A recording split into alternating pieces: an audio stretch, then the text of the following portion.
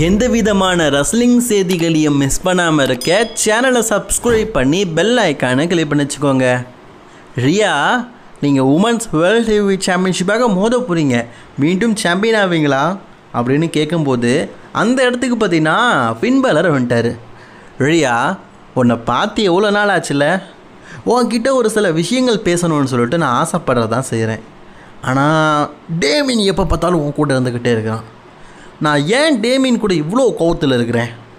ஆனால் சத்தியமாக சொல்கிறேன், உன் மேலே எனக்கு கோவமே இல்லையா. டேமியன் பண்ணது அப்படி, நீ வேர்ல்டு சாம்பியன் ஆன, டேமின் வேர்ல்டு சாம்பியன் ஆனாங்க. நீங்கள் டெரர் ட்வின்ஸாக இருக்கிறீங்க. ஆனால் எங்களெல்லாம் பார்த்தா தெரில, போன வருஷம் சம்மர் ஸ்லாமில் நான் வேர்ல்டு சாம்பியன் ஆக போகும்போது இவன் மணி இந்த பேங்கை குறுக்கால வராட்டா, மணி இந்த பேங்க் சம்மர் ஸ்லாம் அந்த நேரத்தில் சாம்பியனாக இருப்பேன். இவன் மணி இந்த பேங்கை கேஷிங் பண்ணும்போது நான் குறுக்கால போய் நின்னனா? இல்லைல்ல, நீங்கள் வேர்ல்டு சாம்பியனாக இருப்பீங்க, டாமினேட்டராக இருப்பீங்க, நான் மட்டும் ஒரு மூலையில் இருக்கணுமா?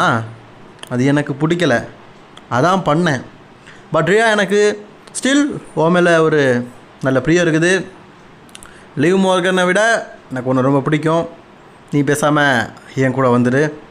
நான் கண்டிப்பாக பழசு எல்லாத்தையும் மறக்கிறேன்.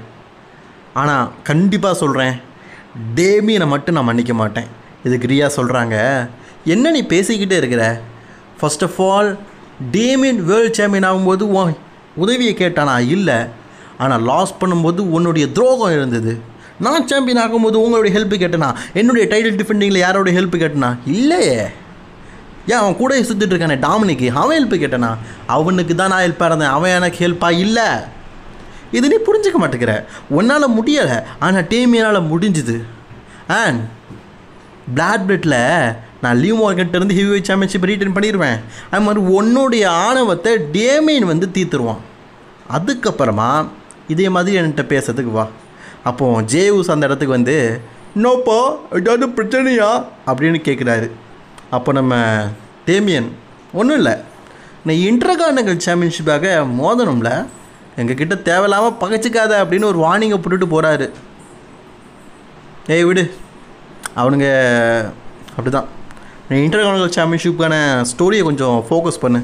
இது உன்னுடைய first title single region. Yes தெரியும் வழியா அப்படின்னு சொல்லிட்டு ஜேவுஸும் வந்துட்டார்.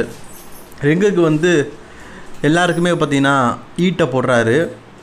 ஏய் ஊஸ் அப்படின்னு சொல்லிட்டு ஜேவுஸை சொல்கிறத நான் மிஸ் பண்ணுறேங்க. ப்ரான் பிரேக்கர் ஒரு முக்கியமான விஷயம் சொல்கிறாரு, அதை மட்டும் சொல்லிக்கிறேன். ஜே, உனக்கு ஒரு விஷயம் தெரியுமா? சிங்கிள் கெரியரில் நீ 0. நான் அந்த WWE மெயின் ராஸ்டருக்கு 4 மாதத்துலேயே இன்டர்கான்டினென்டல் சாம்பியன் ஆகிட்டேன். ஆனால் நீ 11 வருஷமாக என்ன பண்ணிட்டுருக்குற? அதனால் ஒரு சிங்கிள் சாம்பியன்ஷிப்பை வின் பண்ண முடியுதா? முடியாது. உன் பிளட் லைன்லேயே உன்னுடைய ஃபேமிலிலேயே வீக்கான ஒரு பர்சன்னா நீ தான். சத்தியமாக சொல்கிறேன், நீ ஒரு வீக்கஸ்ட் பர்சன். நீ ஒரு டாக் டீமாக சேர்ந்து ஈட்டு போட தான் வாய்ப்பு. நெக்ஸ்ட்டு வீக் இன்டர்கான்டினென்டல் சாம்பியன்ஷிப்பான வாய்ப்பு இருக்குது, அதில் கூட நீ தோற்று தான் போகிற. அப்போ ஜேவுஸை சொல்கிறாரு, என் ஃபேமிலி, என் ப்ரோதர்ஸ் எல்லாத்தையும் விட்டு தள்ளு.